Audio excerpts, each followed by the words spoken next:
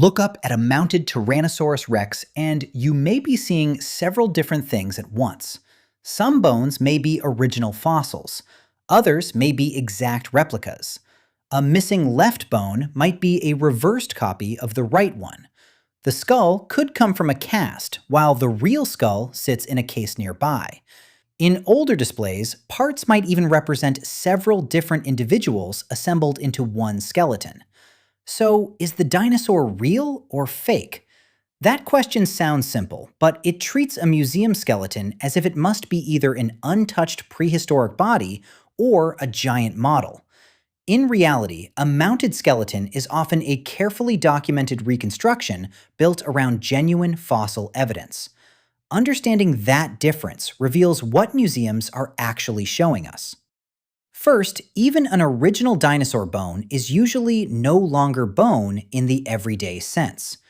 During fossilization, minerals can fill its pores or replace some of its original material. The result may preserve the shape and microscopic structure of the living bone, but it behaves more like stone. It can be extremely heavy, fractured, distorted, and surprisingly fragile. A dinosaur skeleton also begins its museum life in pieces. The animal may have been scavenged before burial. Water could scatter the remains. Pressure from overlying sediment can crush the skull and flatten bones. Erosion may destroy part of the skeleton before anyone discovers it. Then, the surviving fossils must be removed from rock, stabilized with adhesives, studied, and supported. Finding a complete dinosaur from nose to tail is extraordinarily uncommon. A specimen described as nearly complete may still be missing ribs, toes, parts of the tail, or bones from one side of the body. Yet a museum mount has a different purpose from a tray of isolated fragments. It must show how the animal was constructed. That is where casts enter the story. A cast is a precise physical copy of a fossil. Traditionally, preparators created a mold from the original and filled it with a durable material, such as resin or plaster. Today, fossils can also be digitally scanned, and replicas can be produced from those three-dimensional records. Fine casts preserve details such as muscle attachment scars, cracks, tooth sockets, and healed injuries. They do not contain the original fossil material, but their shape comes directly from the specimen. Casts solve several problems at once. A rare fossil can remain in controlled storage, protected from vibration, changing humidity, accidental damage, and the stresses of a large metal mount. Researchers can continue examining it without dismantling an exhibition. Museums can also share the anatomy of an important specimen without dividing the original skeleton among different institutions. The Field Museum's famous Tyrannosaurus rex, Sue, demonstrates the point. The skull attached to the mounted skeleton is a cast. The original skull is displayed separately. That fossil skull weighs about 600 pounds and was distorted during fossilization. Keeping it off the body makes the mount safer and gives scientists much easier access to the real specimen. The cast above is not an attempt to fool anyone. It allows the skeleton's overall form and the original skull to be presented in the same exhibition, each in the way that is most useful. A cast can also complete a missing pair. Most dinosaur skeletons are broadly symmetrical. A left femur and a right femur are not identical, but they are mirror versions of the same basic structure. If only the right bone survives, preparators can scan or mold it, reverse the copy, and place that replica on the left side. Museums Victoria use this method when preparing Horridus, a remarkably complete Triceratops Horridus. When a bone was preserved on only one side, a mirrored version could represent its missing partner. Other absent elements were reconstructed from additional Triceratops evidence, or, where necessary, related ceratopsids. The replicas were colored differently from the fossils, so visitors could see exactly where the original specimen ended and the reconstruction began. That visible distinction matters. A mirrored cast is supported more directly than a bone borrowed from another individual. A cast from a second skeleton of the same species introduces a little more uncertainty because individuals vary. A reconstruction based on a close relative requires another step of inference. These choices are not equal, and good scientific displays document them. The next category is the composite mount. This is a skeleton containing original fossils from more than one individual. In the early era of dinosaur exhibitions, museums sometimes combined incomplete specimens to produce a more impressive whole. That choice was understandable.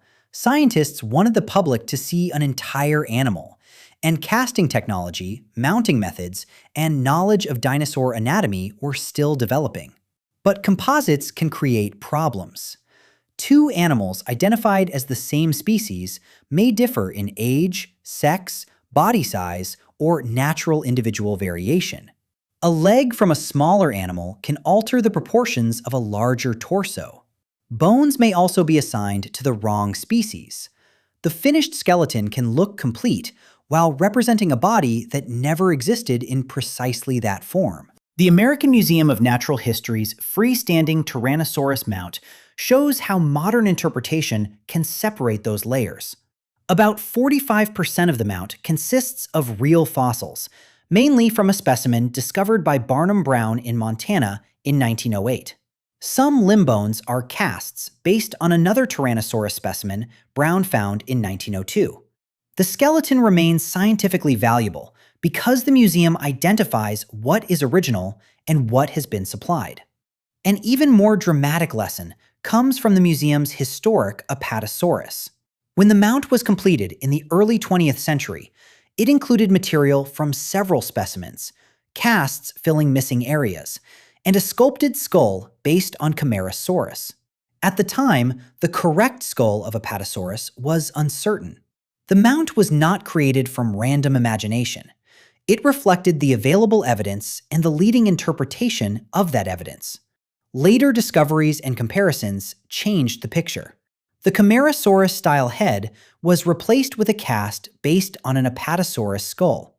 The neck and tail were revised, and the tail was lifted from the floor as evidence mounted against the old dragging posture.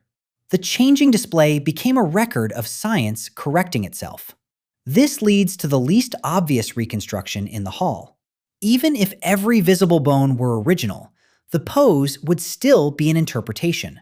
Fossils are rarely found standing in anatomical position.